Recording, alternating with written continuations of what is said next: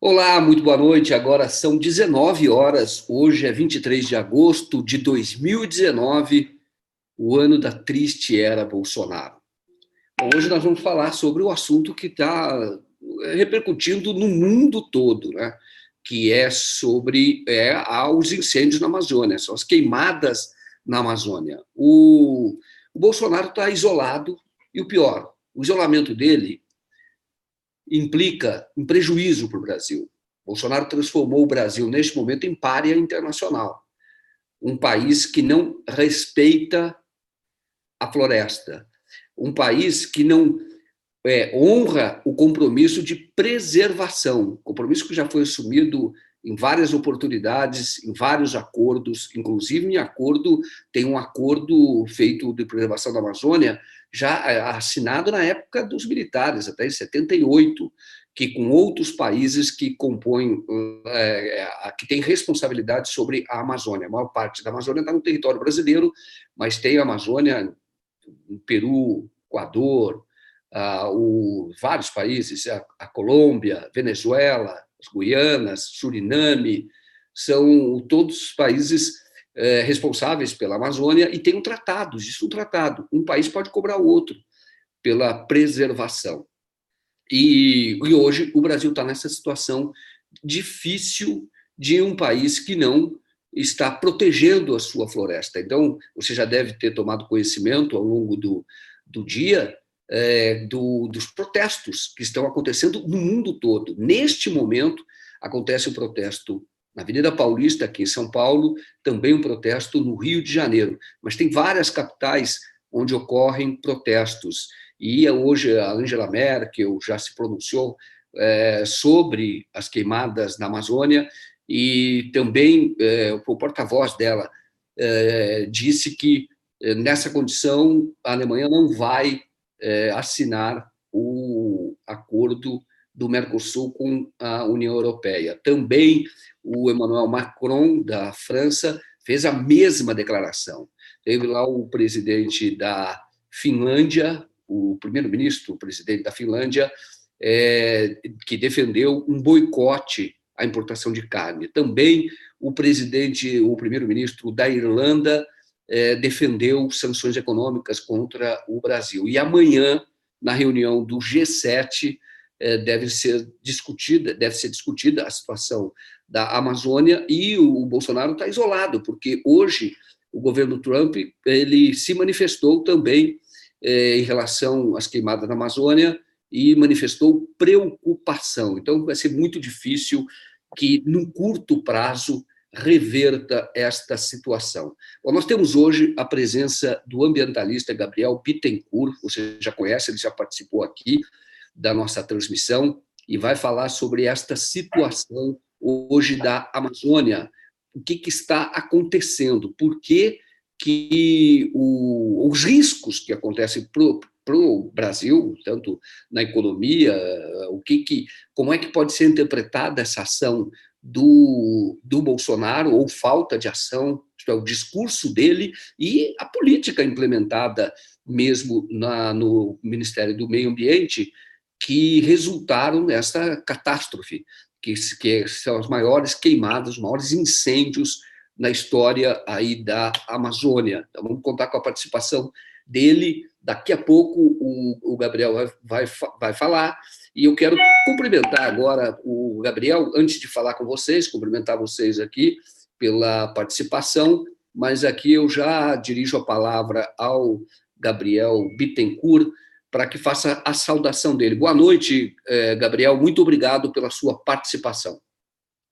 Boa noite, Joaquim. Boa noite toda a comunidade DCM. É um grande prazer falar para essa comunidade, é um grande prazer falar contigo, Joaquim. Tanto tempo que a gente se conhece, né? Para nos reencontrando, pelo menos virtualmente, que qualquer dia a gente possa tomar um café juntos, pessoalmente. É um prazer falar para a comunidade, embora o tema não seja prazeroso, né? Mas a gente tem que falar sobre ele.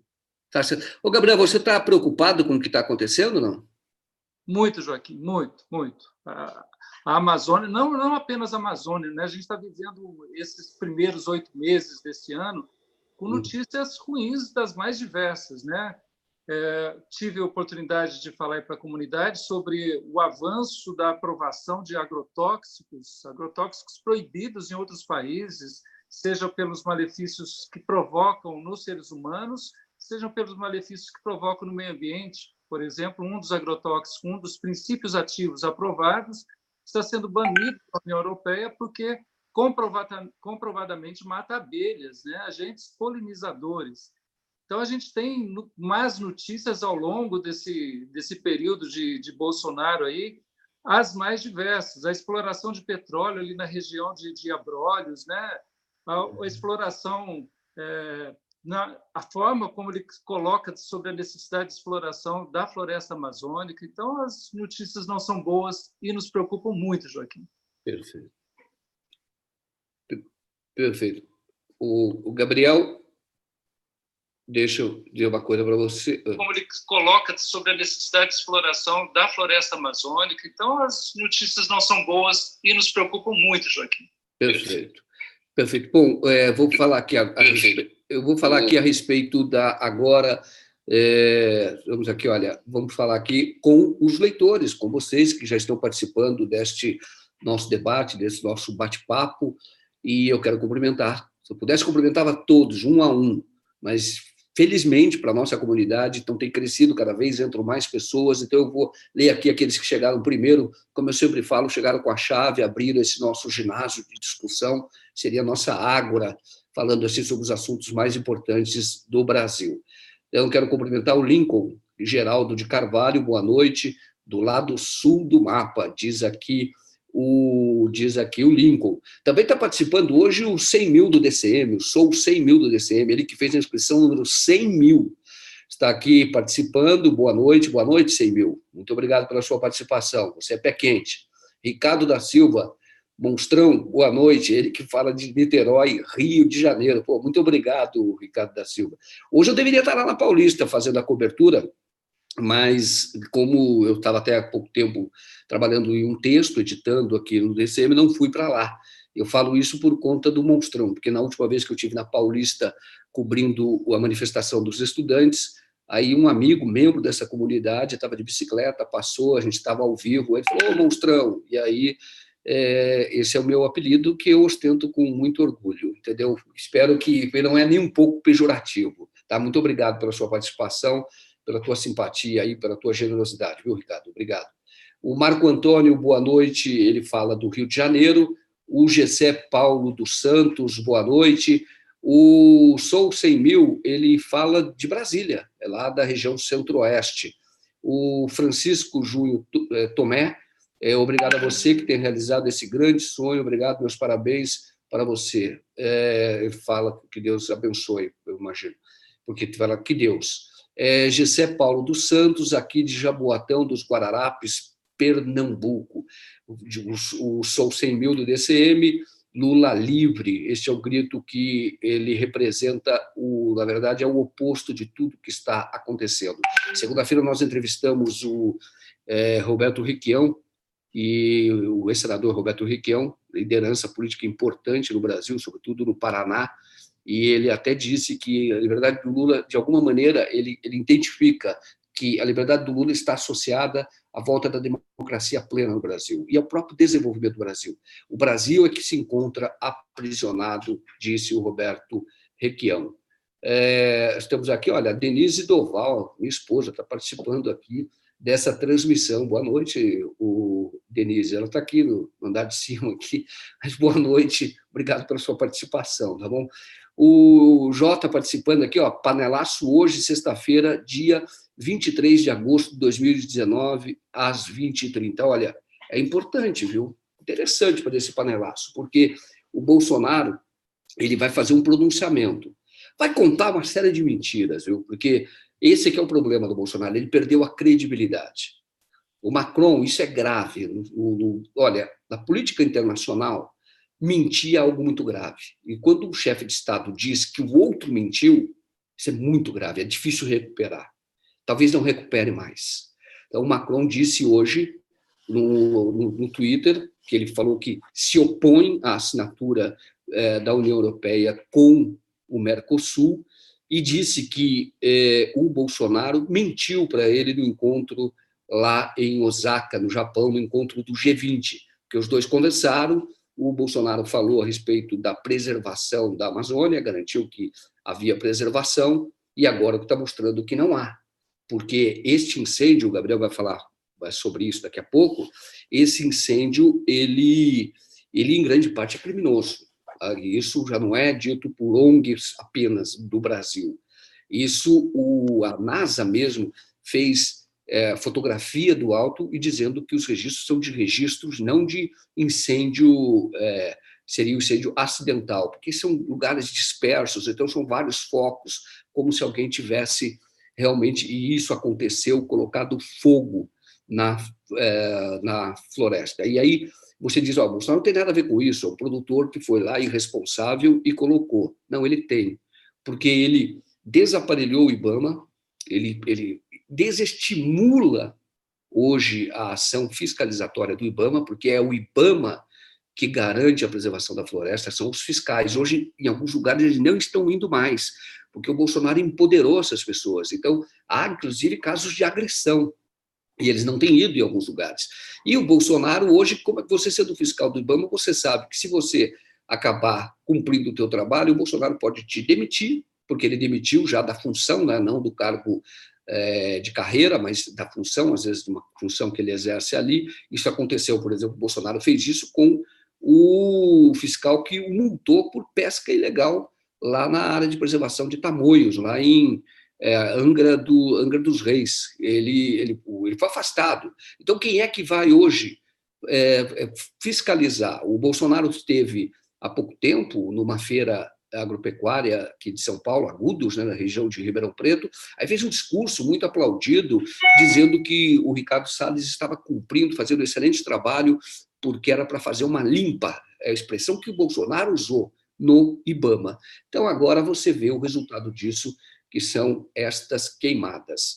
Bom, antes de falar agora com o Gabriel, eu quero lembrar que você pode participar da nossa transmissão através do Superchat, e também você que ainda não se inscreveu, pode se inscrever, e ao se inscrever, eu peço que você clique no sininho, e no sininho você acione ali, tem várias alternativas de notificação, uma notificação que é todas as notificações, porque muitas das nossas lives não estão sendo notificadas, elas são notificadas às vezes com atraso, então termina a live, ela vai ser notificada, você vai receber, a pessoa recebe a notificação 2 horas depois, e isto tem acontecido. Bom, vamos falar então com o Gabriel. Gabriel, então, o que você acha, Gabriel? Por que você acha que está acontecendo agora esses incêndios? A que você atribui esses incêndios? Seria só a seca, porque diz que há um período de seca lá agora, ou teria outro fator? Olha, Joaquim, eu vou pegar o gancho do que você falou, sobre o que você falou com relação ao comportamento do presidente, comportamento do Bolsonaro, né? Uhum. Eu acho assim, o que está acontecendo hoje na Amazônia não é acidental, é um projeto, e é um projeto que vem de longe. Eu tenho um vídeo que eu postei no meu canal do YouTube que começa, inclusive, com a fala do Bolsonaro. O Brasil não suporta mais ter 50% do seu território com áreas demarcadas, áreas indígenas demarcadas, reservas legais. Isso atrapalha o progresso. Quer dizer, este é o pensamento dele. Em seguida, depois de externar esse pensamento, ele começa a atuar sobre a fiscalização do IBAMA da forma como você disse, né? Dizendo que é uma indústria da multa, e logo em seguida, no seu governo, começa a desaparelhar o IBAMA de maneira que os fiscais perdem a sua capacidade de fiscalização no local. Acho que tem um evento também, você deve lembrar, que aconteceu. Os fiscais detectaram uma grande área sendo desmatada através de equipamentos pesados, e através de normas legais, quando isso ocorre por dificuldade de tirar esses equipamentos da floresta, eles têm autorização para queimar, para acabar com aqueles instrumentos de devastação. os fiscais fizeram isso e foram recriminados publicamente pelo presidente e pelo ministro.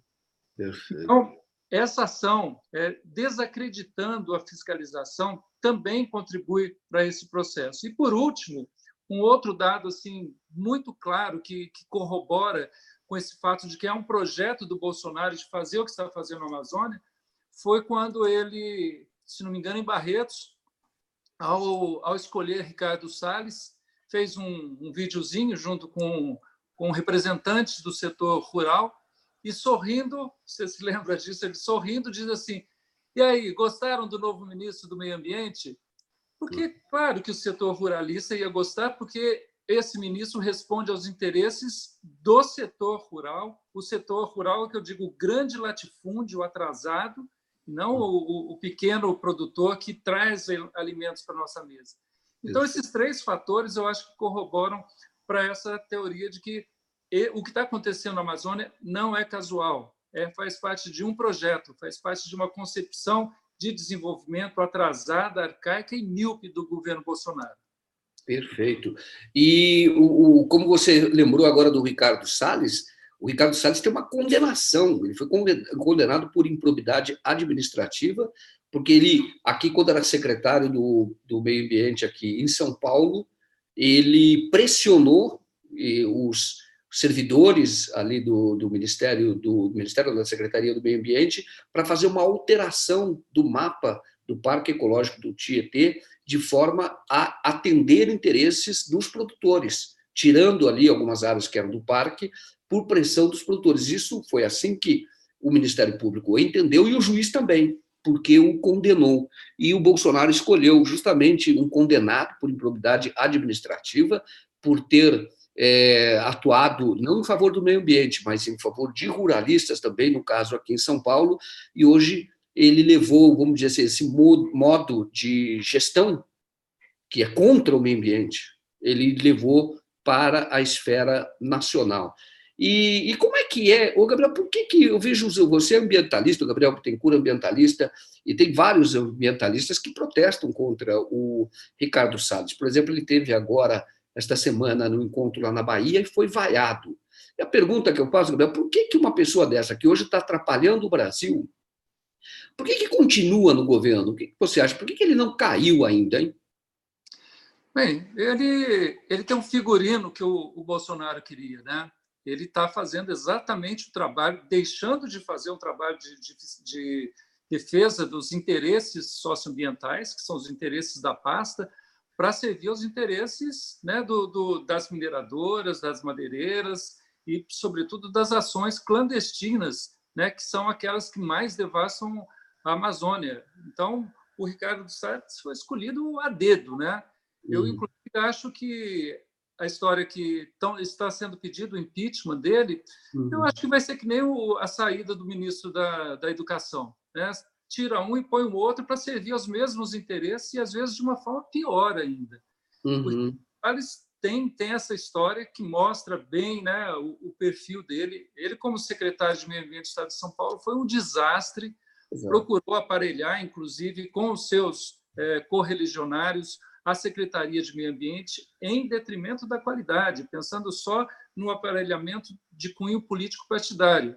Foi muito criticado, fez uma lambança geral e saiu com essa condenação. É uma condenação muito emblemática, porque aquele que deveria defender o meio ambiente defendeu a mineração, né? Defendeu a mineração ilegal em área preservada, área delicada, a várzea do Rio Tietê.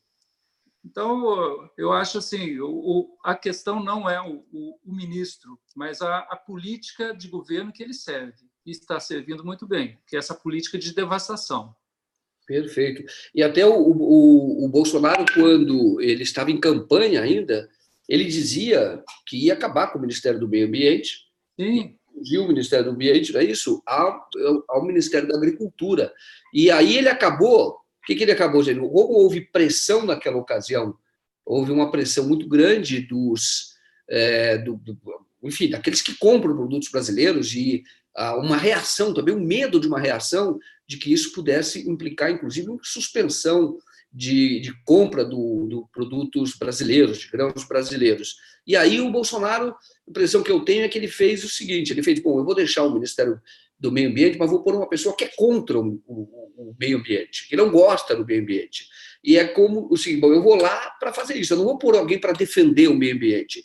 Então, já que ele não pôde acabar, porque ele falava em extinguir a pasta, ele não pôde acabar, porque isso é ruim para o próprio agronegócio, ele botou um faz de conta lá, ou pelo contrário, um inimigo do meio ambiente para tomar conta desta área. E não acabou com o Ministério do Meio Ambiente, mas, na verdade, está acabando com o próprio meio ambiente através de um ministro que faz o jogo contra. É a raposa que toma conta ali do galinheiro. O que você acha disso, Gabriel? Olha, exatamente, Joaquim. Fiz até um vídeo exatamente com esse foco, falando, olha, ele não, formalmente não acabou com o Ministério do Meio Ambiente, mas na prática acabou. Não existe mais política, por exemplo, de educação ambiental dentro do Ministério do Meio Ambiente. E um sinal, Joaquim, que eu acho que é também emblemático de quanto essa política está sendo nociva ao meio ambiente, foi uma declaração da ex-ministra da Agricultura, Cátia Abreu. Eu e muitos outros ambientalistas, a gente sempre teve conflito com esse modelo de agricultura brasileira, né? Um modelo baseado na monocultura, no latifúndio, no agrotóxico, no transgênico, que produz não alimentos para as nossas mesas, mas produz grãos para exportação de uma forma geral, sobretudo para a pecuária, que é o grande... que é quem mais traz impacto na floresta amazônica, né? A fronteira pecuária, que é uma das maiores responsáveis pelo desmatamento da Amazônia. E a gente sempre teve críticas às políticas de Blairo Maggi antes, depois da Cátia Abreu, e agora a gente vê a Cátia Abreu ela criticando a política do Ricardo Salles e fala, nossa, chegamos no limite mesmo, né? E, olha, Joaquim, a situação é muito grave. A gente vê, às vezes, as pessoas não tendo a real dimensão da importância da floresta amazônica. A floresta amazônica ela guarda cerca de 20% de toda a biodiversidade do planeta. Em 2017, se não me engano, 2017 foram descobertas, na região amazônica, 381 novas espécies de animais e vegetais. Olha, com toda a pesquisa acumulada ao longo de centenas de anos, ainda hoje se descobre coisas novas na Amazônia. Tem um dado que eu acho fundamental, que mostra essa importância. Segundo algumas pesquisas, menos de 0,5% de toda a flora amazônica foi estudada com fins medicinais.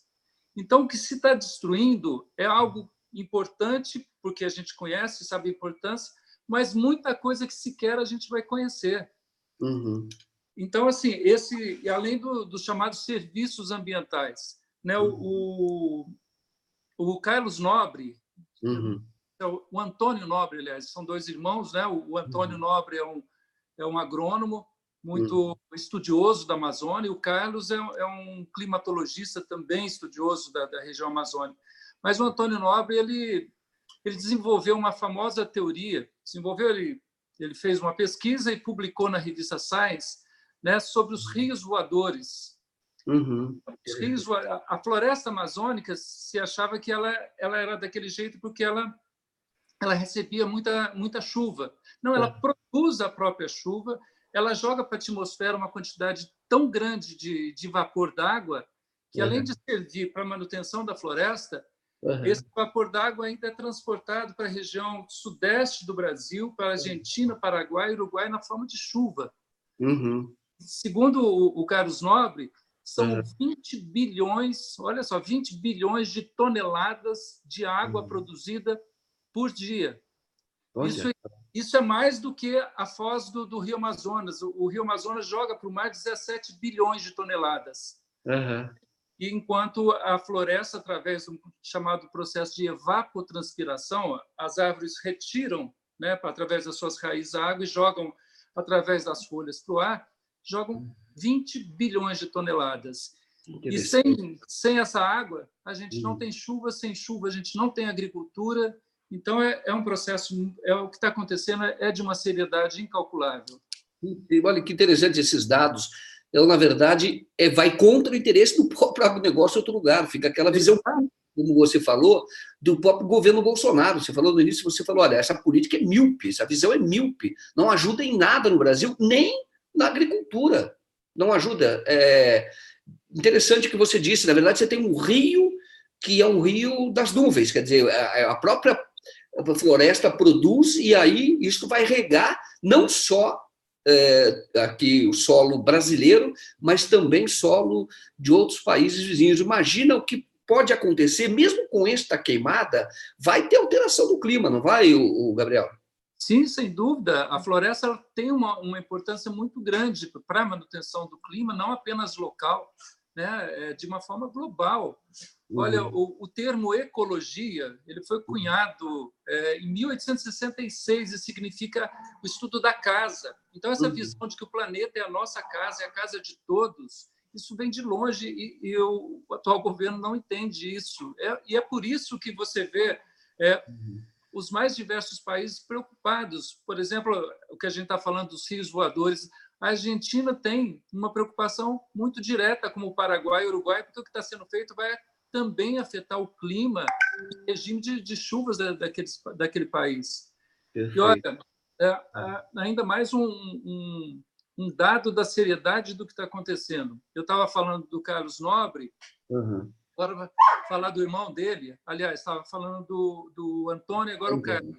O Carlos é um climatologista e ele publicou, junto com outro cientista estadunidense, na revista Science, um estudo dizendo que a floresta amazônica vem sendo derrubada e, mesmo assim, por conta dela conseguir provocar a umidade que serve a ela especificamente, como a gente viu também fora da floresta, ela consegue se manter de pé. Mas ela tem um limite. Ao chegar em torno de 20% da derrubada da floresta amazônica, ela é o chamado ponto sem volta. Ela perde, então, a capacidade de produzir a sua própria umidade e a tendência é ela ficar como uma savana, sabe? Aquele campo de gramíneas com árvores esparsas, então perdendo toda a biodiversidade. Nossa, então, o que está acontecendo hoje não precisa queimar a floresta inteira. Chega nos 20%, pronto, você destrói, você acaba com a floresta. Nossa, que coisa, eu não sabia disso, não, Gabriel. Então, você acha que o que está acontecendo, se continuar nesse ritmo, é um caminho sem volta, acaba a floresta, a parte, essa, pelo menos uma parte da floresta, é isso? A floresta, como toda, ela perde a sua capacidade de produzir umidade e, aos poucos, então, ela vai definhando. Então, você não precisa chegar na destruição total da floresta. Se você ultrapassar esse limite, segundo os estudos dele, do climatologista, se ultrapassar esse limite de 20% da floresta derrubada, ela não vai conseguir sobreviver. Com toda essa perda, né? Essa perda daquilo que a gente conhece, como eu disse, daquilo que a gente sequer conhece hoje em dia, né? O potencial farmacológico das plantas lá. Existe um laboratório lá dentro da própria Amazônia, que é um laboratório de princípios ativos da Amazônia. Eles vão buscar nos conhecimentos ancestrais dos indígenas. Por exemplo, eu li recentemente, existe um fármaco sendo desenvolvido para a cura da malária, né? E foi pesquisado por esse laboratório primeiro através dos conhecimentos ancestrais dos indígenas, depois as várias possibilidades foram estudadas e hoje, inclusive, já foi publicado esse estudo. Então, da floresta, você tem um potencial muito grande para poder curar doenças que hoje são consideradas incuráveis. A outra coisa que a gente não pode deixar de falar, a gente está falando dos serviços ambientais, né? Da produção de chuva, do potencial farmacológico das plantas, tem toda a fauna, mas tem os povos da floresta também, né? Sem a floresta lá, a gente tem uma quantidade enorme de indígenas, alguns até isolados, não contatados. O que está acontecendo, e eu fiz um vídeo que você viu, eu estou chamando de o que está acontecendo, além do genocídio, é um ecocídio. O ecocídio é quando você provoca uma devastação de tamanho muito grande, com impactos muito grandes. E o que está acontecendo é isso, é um ecocídio, e o ecocídio ele é considerado pelo Tribunal Penal Internacional como um crime contra a humanidade, que é verdadeiramente o que está acontecendo. Uhum. Puxa, muito interessante. Bom, Gabriel, eu falei para você participar meia hora, mas eu queria que você ficasse mais um bocado aqui com a gente, mais um tempinho aqui com a gente, pode ser ou não? Claro, fica à vontade, estou à disposição, com muito Então, prazer. tá bom. Deixa eu ler um pouco de comentários que as pessoas estão aqui fazendo. Ali, a Eliane Lisboa, ela diz o seguinte: a Eliane Lisboa, excelente entrevista, Joaquim. É tão grave, mas temos um governo que não tem a menor ideia de como as coisas estão interligadas. O pensamento ganancioso e imediatista pode provocar uma catástrofe. Diz aqui a Eliane Lisboa. Olha, tem A Verdade Vos Libertará, Souza. Ele faz um comentário aqui, e eu acho muito interessante. O panelaço hoje, às 20 horas. Na verdade, é 20h30, é isso, que vai ser feito o pronunciamento do Jair Bolsonaro. A informação que eu tenho é às 20h30, porém, pode ser às 20 horas também, é melhor dar uma checada nisso, qual vai ser o horário do pronunciamento dele, o pronunciamento do Bolsonaro, e as pessoas estão propondo aqui, não é A Verdade Vos Libertará, é um dos que estão fazendo essa proposta de um panelaço hoje às 20 horas. Mas é melhor checar se seria às 20h30. A informação que eu tenho é que seria às 20h30. Vamos checar isso aqui, daqui a pouco a gente confirma essa informação. Tem aqui, as pessoas aqui estão bem revoltadas. Olha, está falando aqui Andréia Vieira, o panelaço hoje. Então, todo mundo aqui convocando para este panelaço. Tem aqui a Mariane Santos, ela fala que a OAB Rio de Janeiro, a ABI, ex-membros da Comissão Nacional da Verdade, juristas, intelectuais e entidades e organizações de direitos humanos convocam para o ato Ditadura Nunca Mais, agora no dia 3 de setembro, às 17 horas, na ABI. Quero agradecer aqui a participação da Neuza Savani, que é moderadora, garante aí que as nossas discussões fiquem num nível civilizado, que não baixe esse nível, e está aqui ela lembrando que é importante, e é verdade, que as pessoas deem o seu like. Olha, dê o like, porque isso ajuda no compartilhamento do vídeo, depois na recomendação do vídeo. O YouTube faz a recomendação a partir do engajamento, que é detectado pelos likes e até dislikes, quando as pessoas dão esse dislike. Ele pensa que está prejudicando, mas não está prejudicando, não. Ele acaba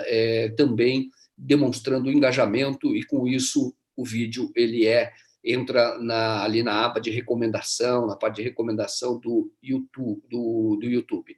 Olha, a Sandra Gugel falando a respeito aqui do Moro, Dallagnol, Lava Jato responsável por esse governo desde o impeachment de Dilma. Temer assumiu e a destruição só aumentou. O que a Sandra Gugel está falando aqui é realmente algo em que eu insisto: não haveria Bolsonaro se não fosse a Lava Jato. A Lava Jato, por sua vez, não existiria se não fosse a aliança que ela fez com os porta-vozes desta elite do dinheiro no Brasil, que é a mídia, a velha imprensa. Então, um alimentou o outro, criando o ambiente que levou à derrubada da Dilma, e depois, para que aquele projeto popular não voltasse, houve a condenação do Lula, condenação sem prova. Quem viu a sentença, e eu vi a sentença do triplex, não há prova. A sentença do sítio de Atibaia também não há prova. Na verdade, é quase uma cópia do sítio da sentença do triplex, inclusive com copia e cola, que fala do apartamento, quando, na verdade, estava julgando o triplex. Ela simplesmente foi lá e colou a juíza Gabriela Hadi. Por sinal, a juíza Gabriela Hadi, hoje, ela autorizou, isso é interessante só para comentar esse assunto também, que é um assunto importante, considero muito importante, ela autorizou um mandado de busca e apreensão no escritório de um advogado, que foi presidente da Ordem dos Advogados do Brasil, o José Roberto Batóquio. Isso é muito grave, porque, pelo que você vê ali no pedido desta busca, e não há todo um indício, há toda uma descrição de um pagamento de honorários. Então, a Gabriela Hadi, hoje, ao autorizar este mandado, ela está criminalizando a advocacia. Isso é muito sério. Porque o advogado, e eu já disse isso para advogados que eu conheço, para os dirigentes da OAB, e eu falei para eles na época, a OAB estava embarcando no movimento contra a Dilma, chegou a propor o impeachment, inclusive, e eu dizia para alguns advogados que eu conhecia, próximos, até dirigentes da OAB, olha, este movimento vai se voltar contra vocês. Porque esse movimento, para ele dar certo, que é um movimento de retirada de direitos, de regressão do pouquinho que a gente tinha aqui no Brasil de Estado do bem-estar social. Para fazer isso, para fazer esse projeto, que é um projeto de maximização de lucros, ele tem que também tirar direitos. E quem é que cria, quem é que garante na justiça o direito, quem que garante, quem é que defende os direitos é o advogado. Então, essa conta, no final, nessa equação, sobraria também para os advogados. E está sobrando. Veja que o Bolsonaro investiu diretamente contra o presidente da Ordem, e agora a juíza, que é ali membro da Lava Jato, que é a juíza Gabriela Hart, ela, então, autorizou uma busca e apreensão no escritório de advocacia, e pela descrição que há, ali era dinheiro que ele recebeu, e ela está criminalizando o recebimento desse dinheiro, de honorários advocatícios. Isto acaba confundindo a opinião pública, e aí colocando a parte da sociedade contra os próprios advogados, e no final isso vai se reverter contra o próprio... contra a própria sociedade. Então, a sociedade vai ficar sem garantia de direitos, enquanto as pessoas pensam que não, está mexendo com petista, está mexendo com os outros, eu não gosto deles, então deixa para lá. Mas não é só isto, petista, isto vai se voltar contra toda a sociedade. Veja o que é hoje o governo Bolsonaro, que as pessoas não se entendem, porque ali é como se um grupo, eu gosto de usar essa comparação, que na verdade é do Gessé Souza, sociólogo, que logo que aconteceu de escrever o golpe, em 2016, ele escreveu um livro chamado A Radiografia do Golpe, e ele usa uma imagem que eu acho perfeita. Ele falou, olha, como a gente sabe em qualquer filme de gangster, para você reunir alguns bandidos, para você assaltar o banco, não é tão difícil. O difícil, a dificuldade começa depois, na hora de dividir o saque. E aí é por isso que o Bolsonaro está brigando com o Sérgio Moro, é por isso que o Bolsonaro está brigando com o Congresso, mesmo com aqueles que estavam juntos no golpe, já está brigando com a TV Globo, está brigando com o jornal Globo, está tentando inviabilizar, inclusive, a sobrevivência de um dos jornais do Grupo Globo, que é o Valor.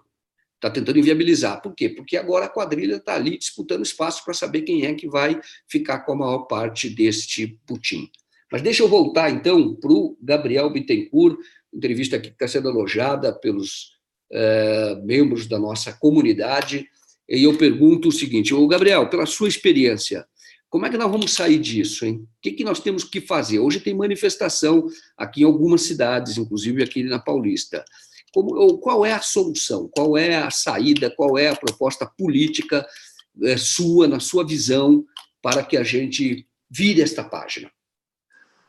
Olha, Joaquim, quando eu tive ainda no meu canal, algumas pessoas fizeram comentários assim, mas tem incêndio na Califórnia também, tem incêndio na Austrália, em Portugal, tem incêndios e tal, que na maior parte das vezes são acidentais, mas eu estava dizendo a ele o seguinte, normalmente o que a gente vê quando vê um incêndio são brigadas e brigadas, né, de bombeiros, aviões tentando apagar.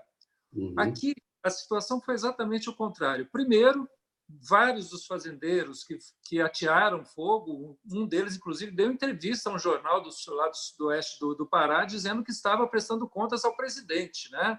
Mostrando ao presidente que precisava trabalhar. Então, e o presidente reage, num primeiro momento, ele reage tentando culpar. Ele arranja os inimigos, sempre são ONGs, né, comunistas. Então, assim, neste momento, culpar as tais das ONGs. E, de uma maneira absolutamente reativa, e depois tentando minimizar o impacto. Mas o que eu quero dizer é o seguinte, hoje ele já está com uma postura diferente por conta das reações internas e externas. Eu acho que as reações externas, as sanções comerciais, as manifestações que estão acontecendo são extremamente importantes, podem ser decisivas, mas a gente tem que ter, como eu disse até na história do Ricardo Salles, né? Não basta tirar essa política desse governo que tem que mudar, e se não mudar, é o governo que tem que ser mudado, né? Então, eu acredito na importância dessas manifestações. Hoje estão acontecendo em todo o Brasil. Em Sorocaba tem uma programada para este sábado agora, em outras cidades, com certeza, e elas têm que pipocar. E eu acho que ele quando ele mexeu com a educação, ele mexeu com uma coisa que mobiliza muita gente pela importância da educação, que responde ao desenvolvimento de um país mais a médio e longo prazo. Quando ele mexe com o meio ambiente, seja com essa história da produção da liberação de agrotóxicos, mas principalmente agora com essa história da Amazônia, ele está mexendo com algo muito concreto que traz prejuízos ambientais e para a saúde de uma forma muito direta, e a população tem sentido isso. Então, eu acho que, nesse momento, se a gente pode dizer, não foi um tiro no pé, foi uma rajada de metralhadora, porque acabou se conflitando ou confrontando com diversos interesses. Eu acho que isso, de alguma forma, vai provocar uma mobilização social importante e necessária, Joaquim. Perfeito. Deixa eu ler aqui o superchat que nós temos, que é do Márcio Santos, Ventos da Liberdade. Quem dera fosse só o cabaré pegando fogo. Primeiro de tudo, tirar esse governo incompetente. Acho que nada pode ser pior do que isso que está aí. Aqui é a opinião do Márcio Santos, o Vento da Liberdade. Eu concordo também, já falei, nada pode ser pior do que o Jair Bolsonaro. Cláudia Silvia também participa aqui da nossa live. E a Cláudia, sabe o que ela está dizendo aqui, Gabriel? Que ela está encantada com essa entrevista. Poxa, muito obrigado, Cláudia. Esse é o objetivo nosso, esclarecer. Eu acho que a imprensa tem que levar, na verdade, luz onde tem sombra, tentar esclarecer. E, por falar nisso, então, eu pergunto agora para o Gabriel se ele acha que esta mobilização ela tem um potencial para, vamos dizer assim, tirar o Bolsonaro realmente. Você acha que tem esse potencial? Só lembrando que, como você falou de questões concretas, existe hoje no mundo uma associação, isso na Europa sobretudo, da esquerda tradicional com os verdes de lá. E hoje tem segurado ali, tem contido o avanço de uma direita também que se manifesta em alguns países ali da Europa. Você acha que tem esta capacidade, essa mobilização desta vez para, de alguma maneira, botar o Bolsonaro para fora? O que você acha? Olha, eu acho que sim, Joaquim. Eu acho que ele está mexendo, como eu disse, assim, em tantos interesses ele está, neste momento, com essa história da Amazônia, desagradando aquele público que foi a base, principalmente, da sua eleição, que são os ruralistas, né, representados no Congresso Nacional, na Câmara dos Deputados, por mais de 200 deputados. Ele está conseguindo desagradar a eles. Está desagradando a sua base e, evidentemente, aqueles que veem no governo do Bolsonaro um grande desastre do ponto de vista social e agora do ponto de vista ambiental. Só que é lamentável a imagem do Brasil, em todos os campos, hoje, lá fora, no exterior, está deteriorada. No campo socioambiental, o Brasil, desde a Eco 92, quando foi escolhido para sediar um grande fórum de debate sobre meio ambiente, o Brasil adquiriu um protagonismo excepcional. A cada encontro das partes da ONU, por exemplo, eu nunca fui, mas sempre me relaciono com pessoas que vão lá representar o Brasil, e os relatos são que os representantes do Brasil são muito respeitados pela sua capacidade de articulação, de negociação, inclusive, fruto disso, o próprio Fundo Amazônia, né, que tinha recursos da Noruega e Alemanha, majoritariamente, que davam sustentação não apenas para a fiscalização, mas para desenvolvimento de políticas sustentáveis nos municípios da Amazônia Legal. Enfim, o Brasil, através desse protagonismo, conseguiu fazer avançar muitas políticas ambientais no mundo. Agora, de repente, em pouquíssimo tempo, isso desmancha como se fosse um castelo de cartas assim aos nossos olhos. É uma Uhum, coisa que choca a gente, mas está chocando o mundo também. Eu acho uhum. que esse pode ser o começo do desmoronamento desse governo, porque ele não tem o que oferecer. Tudo que ele Claro. está oferecendo para a nação brasileira, agora, para além do Brasil, é ruim, é nocivo, né? Para a sociedade, é nocivo para o meio ambiente. Uma hora Perfeito. as pessoas têm que enxergar isso, né?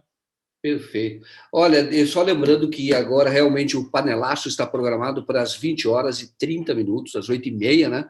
Que é quando começa o pronunciamento do Jair Bolsonaro. Sabe o que eu ia perguntar para você? Porque eu acho o seguinte: o problema do Jair Bolsonaro é o seguinte, ele é do baixo clero, e eu cobri o Congresso durante um tempo, não tinha respeito nenhum lá, e o Bolsonaro ele era uma pessoa que nunca teve palavra, então ele estava lá fazer negócio. O baixo clero, no Congresso Nacional, ele tinha lá, com a agressividade dele, ele conseguia manter cativo o eleitor dele, mas o Bolsonaro era uma pessoa que ele negociava. Então, um dia ele dizia, fazia um discurso muito duro, aí depois à noite ele mudava, no dia seguinte ele votava contrariamente àquilo que ele havia dito ali no dia anterior. Então, o Bolsonaro ele tem esse histórico, ele vai sempre, ele é da direita, ele vai sempre ocupando espaço, mas ele recua. Só que ele recua temporariamente. Então, hoje, por exemplo, quando ele fizer esse discurso, ele provavelmente vai falar da preocupação com a Amazônia, vai falar contra as queimadas, ele vai negar o discurso que ele vem fazendo até hoje, que era minimizando as queimadas, demitiu o diretor-geral do INPE, porque os dados científicos do monitoramento mostraram o aumento das queimadas, e dados que foram confirmados agora pela NASA. Então, ele deve recuar. Só que ele é um grande mentiroso. Não, o que ele fala, você não escreve. Eu digo isso com segurança, posso apontar em vários casos em que ele mente, ele mentiu. Será que ele vai conseguir, Gabriel, enganar, vamos dizer assim, ou esses países que agora estão assim, acendeu a luz amarela, a luz vermelha, falou, esse cara aí é um inimigo da humanidade. Aquilo que eu já disse aqui, que enquanto o Bolsonaro estava ali tirando direitos dos trabalhadores, tinha gente no mundo que questionava, mas falava, coitado dos brasileiros, mas não é problema nosso. E deixa lá, o que nós vamos fazer? Quando o Bolsonaro estimula a violência policial, e estimula a violência policial, também as pessoas diziam, pô, coitado do Brasil, mas não é problema nosso. Mas agora da Amazônia não, falou, não, agora é problema nosso. Porque, como você disse, Eco é a casa, e o planeta é a casa de todos nós estamos todos nesse mesmo planeta, nós estamos todos nessa nave, vamos dizer assim, essa é a nossa casa. Então, agora mexeu com interesses do mundo todo. E certamente o Bolsonaro vai fazer um novo discurso, já recuou, já está enviando, hoje ele assinou agora há pouco um decreto para enviar as Forças Armadas lá para ajudar no combate ao incêndio, vai fazer ali uma mise-en-scène, né? Mas é tudo mentira, porque o compromisso do Bolsonaro é com minerador, é com madeireiro, é com garimpeiro, é com o agronegócio irresponsável, que é aquele que quer avançar sobre terras hoje demarcadas, terras indígenas, que são importantíssimas para a manutenção da floresta. A terra indígena mantém a floresta, isso é importantíssimo. Mas ele já disse que quer rever tudo isso, não vai demarcar mais nada, e está estimulando, de alguma maneira, a invasão até dessas áreas. Isso tem várias reportagens que mostram esse avanço contra as terras indígenas. Mas hoje ele vai fazer um discurso que provavelmente é diferente. Vai tentar fazer aquilo que ele sempre fez no Congresso. Ele vai lá e recua, dá um tempo. E depois ele volta ainda muito mais agressivo. Então, eu te pergunto, você acha que dá para confiar no que vai dizer o Bolsonaro? Você acha que esse discurso, nós sabemos quem ele é, mas você acha que esse discurso vai ser comprado aí pelo G7, que se reúne amanhã para discutir medidas, inclusive, contra o Brasil, para pressionar o Bolsonaro a preservar a floresta? O que você acha? Olha, Joaquim, certamente não. Porque se ele fizer alguma coisa diferente ou falar que vai fazer alguma coisa diferente do que ele está fazendo, aí sim vai se configurar um estelionato eleitoral. Eu tenho dito, e a gente sabe muito bem, que tudo que ele está fazendo, né, relativo à Amazônia, tudo que ele está fazendo, ele disse que faria na época da campanha. A gente não pode acusar o Bolsonaro de estelionato eleitoral. Exato. A gente sabia que ele fez declarações as mais variadas relativa à Amazônia. Eu citei no começo essa que ele falou: o Brasil não suporta ficar com mais de 50% de terras preservadas, áreas demarcadas, isso interfere no progresso. Bem, eu acho que não vai pegar, não vai colar. E eu queria lembrar só um dado que você falou e me passou batido, Joaquim, que é importante para a gente ver a característica, a personalidade desse ser que ocupa aí a presidência da República, que é uma pessoa que age com interesses próprios, absolutamente próprios, né? Seus interesses, às vezes, de caráter pessoal e de maneira nada republicana. Você estava lembrando de, acho que foi mais ou menos há 10 anos, que ele estava pescando na reserva biológica de Tamoios. Uhum. Lembrar, a reserva biológica, entre as unidades de conservação, é a mais restrita que pode. Você só pode entrar lá para fazer pesquisas e com autorização. Ele estava lá com uma canoinha, com um bote lá, pescando com os filhos, com a vara de pescar na mão. Inclusive, tempos depois, agora recentemente, o Ricardo Salles falou que isso não configurava a pescaria. Estava lá no meio com a vara de pescar, mas não configuraria. Mas o fato é que, depois de multado, além de ir para o Congresso e falar mal do fiscal, ele ingressou com um projeto de lei para proibir os fiscais do IBAMA de andarem armados em campo, né? Com toda a ação que gera um perigo físico imediato para eles. Ele queria isso, obviamente, caiu descaradamente, né? Como um processo de vingança. Ele apresentou esse projeto e o Congresso rejeitou. E aí depois ele entrou com mandado de segurança para garantir que ele, pessoalmente, pudesse pescar na reserva biológica. E como isso também não prosperou, infelizmente, passou o tempo e ele foi eleito presidente, o que ele fez com o fiscal? Exonerou o fiscal de uma função importante na área de monitoramento aéreo da Amazônia, e num dia, numa época, inclusive, que estava havendo um problema crítico lá e que precisava do monitoramento.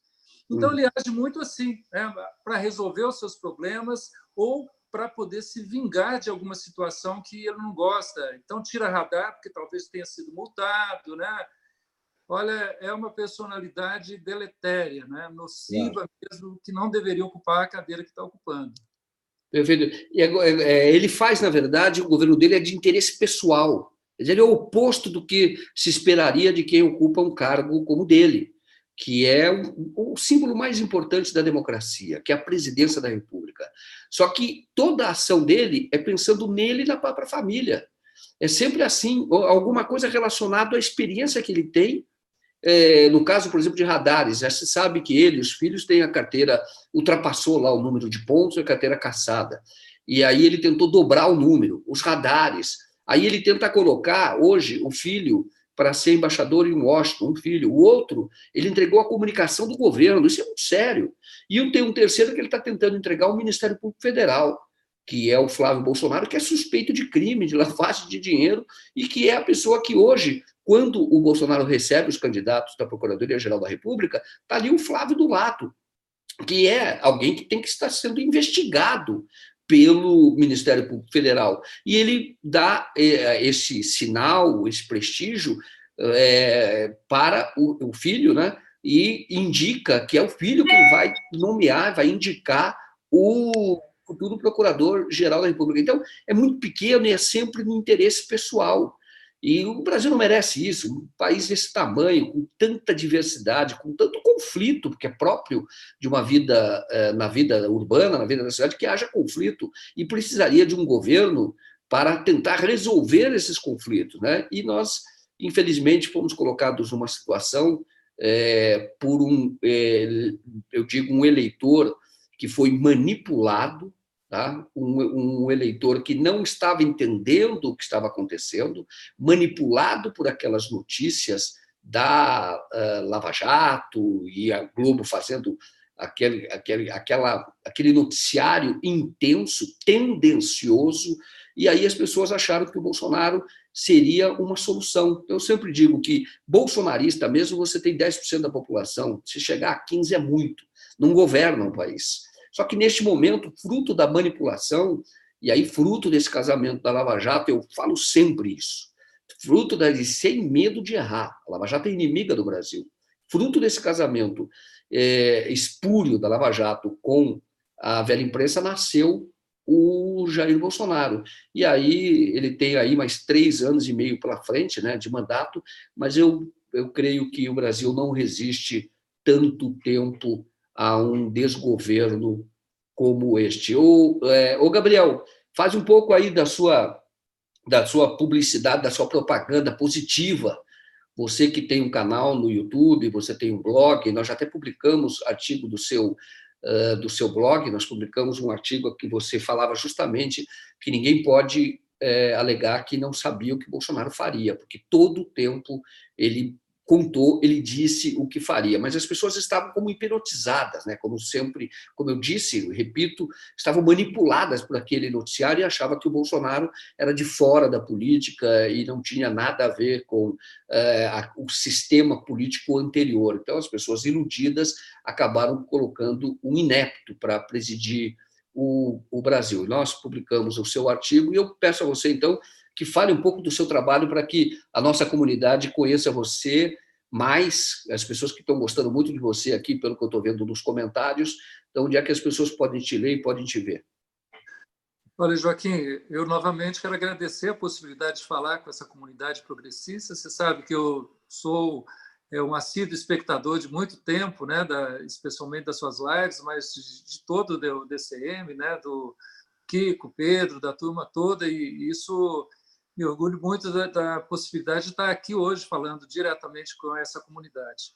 Eu sou um ativista no campo socioambiental já há muitas décadas, né? E atuo não apenas como ativista, mas sou professor universitário também, tenho a formação na área de educação ambiental e trago essa bandeira como bandeira de vida mesmo. Eu me elegi vereador em Sorocaba há muitos anos atrás, fui durante 3 mandatos vereador e entrei pensando na necessidade e importância de um parlamentar que tivesse essa visão socioambiental. Consegui, felizmente, produzir várias leis, especialmente nesse campo, e agora resolvi. Tive também uma coluna por muito tempo numa rádio de grande audiência na região, mas achei que, para poder ampliar um pouco esse debate sobre o meio ambiente, levar informações que às vezes faltam para que as pessoas possam entender a complexidade e a importância da temática socioambiental, eu recentemente abri um canal no YouTube e quero convidar as pessoas a participarem dele, é Gabriel Bittencourt, ambientalista, e os vídeos que a gente produz são essencialmente nesse campo, né? na avaliação das notícias do que está acontecendo no campo socioambiental e algumas questões mais conceituais também. E eu acho que a interação que a gente acaba tendo com o público do nosso canal é muito saudável, muito boa. Eu estou gostando muito dessa experiência. Perfeito, ótimo. Eu quero que você esteja outras vezes aqui, Gabriel, porque eu acho que eu conheço o seu trabalho há bastante tempo, sei da tua formação, da tua capacidade do teu rigor para passar as informações, levantar as informações, e você também comunica tudo isso de uma maneira que as pessoas entendem bem. Então, eu peço a você que venha outras vezes aqui, que participe conosco para falar dessas questões ambientais. Que eu acho que é muito assunto, né? Sim, será um grande prazer, Joaquim. Quando me convidar, conte com a minha presença, que será um prazer mesmo. Ótimo. Então, bom, pessoal, eu quero despedir de vocês, tá? Quero agradecer muito. Temos aqui um superchat. Olha, tá falando, olha, desculpa, mas devemos acusá-lo de estelionato eleitoral, sim. Mas do debate ele fugiu sempre. Fora de fake news, exemplo maior de estelionato eleitoral. Aqui a opinião do Henrique Nunes. Não houve debate, né? Na verdade, se sabia quem era o Bolsonaro, mas as pessoas, vamos dizer, elas não estavam prestando muita atenção. O Bolsonaro, por exemplo, fez campanha no hospital, nem era entrevistado. E o debate, ele não foi no debate, mas a responsabilidade também é da TV Globo, porque no último debate, os médicos já tinham liberado o Bolsonaro para participar, e a Globo, o Bolsonaro não quis participar, e a Globo poderia ter colocado ali uma cadeira vazia e entrevistado a Haddad, como ela faz em algumas em alguns debates de governos estaduais, e eu já vi isso quando, aliás, já cobri, quando eu trabalhava na TV Globo no Rio de Janeiro, o César Maia não foi para um debate com o Garotinho, perdeu a eleição, a Globo colocou só o Garotinho naquela ocasião, com uma cadeira vazia, os jornalistas fazendo perguntas ao Garotinho. Com o Bolsonaro não fizeram isso. Podiam ter feito, deveriam ter feito, e não fizeram. Justamente porque eu diria que o Bolsonaro é aquele que você entendia pelo que ele falava, o que ele ia fazer. Ele falava que ia acabar com o Ministério do Meio Ambiente, só que aquilo ficava restrito, às vezes, numa ou outra entrevista, sem nenhuma repercussão. Na hora do debate era importante, porque ali ia esclarecer, ou naquele momento decisivo da campanha, o Haddad teria a oportunidade de mostrar quem era o adversário. Porque era uma luta, naquele episódio era uma luta, e a campanha foi, no segundo turno, um projeto de civilização contra um projeto de barbárie. Nós escrevemos muito sobre isso. Agora, o grande público, de fato, ele ficou sem ter esta informação, e por isso que elegeu o Bolsonaro. Mas aquele que elegeu o Bolsonaro, ele deve ser hoje recebido no campo progressista, porque muitas das pessoas elas não são ideologicamente vinculadas ao Bolsonaro. Eu vejo que a popularidade dele caiu, era 51%, hoje já está 30%, está despencando. Então, essas pessoas devem ser recebidas e temos que todos estar unidos nesta frente, que é a frente pela civilização, em defesa do Brasil e contra o avanço da barbárie, representado pelo Bolsonaro, mas não só pelo Bolsonaro, pelo Paulo Guedes, na área da economia, que ele quer fazer é extremamente nefasto, privatizar, vai entregar todo o patrimônio brasileiro, e também contra o Moro. E esse pacote anticrime, que já está meio condenado, mas esse pacote anticrime dele que dá carta branca aos policiais para matar ainda mais os pobres do Brasil. É isso, Gabriel. Quer fazer a sua despedida? Então, eu agradeço muito vocês. E agora, Gabriel, faça a sua despedida, por favor. Olha, eu quero novamente agradecer a possibilidade de participar, de tratar desse tema de relevante importância e frisar uma coisa, Joaquim. Eu acho assim, a gente conhecer os problemas através da sua raiz é importante para que a gente possa atuar sobre ele. E eu entendo que a atuação sobre este problema específico agora, esse ecocídio que está acontecendo, é ir para a rua mesmo, é ir para a rua em cada cidade, em cada ato, participar, mostrar a sua indignação e cobrar uma atitude desse governo que passa por, ou se muda a atitude, e cá entre nós eu duvido que ele mude, como dissemos no começo, isso faz parte de um projeto deles, ou que saia esse governo para poder entrar alguém que verdadeiramente represente os interesses da nação brasileira. É isso, muito obrigado. Boa noite a você, boa noite a todos do DCM.